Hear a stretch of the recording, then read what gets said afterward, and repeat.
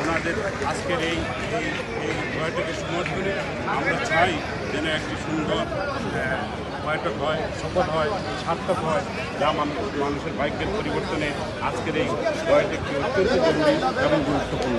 আপনারা মিডিয়ার বাইরে এখানে এসেছেন, তাই আপনাদেরকে ধন্যবাদ জানাচ্ছি। অভ্যর্থনা জানানো হয়েছে এবং তারেক রহমানের ছাত্ররা আমান আহমেদকে দেখতে পাচ্ছি। তারেক রহমান গণমাধ্যম কর্মী এবং নেতা কর্মীদের দিকে হাত তুলে ইশারা করলেন এবং অত্যন্ত হাসি খুশি ভাবেই তিনি হোটেলে প্রবেশ করছেন। আমরা দেখতে পাচ্ছি যে তিনি অত্যন্ত হাসি খুশিভাবেই তিনি হোটেলে প্রবেশ করছেন।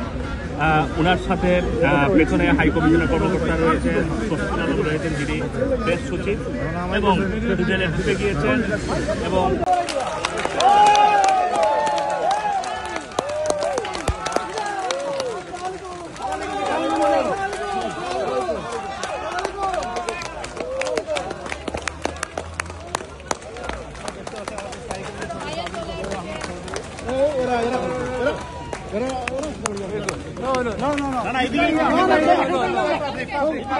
No.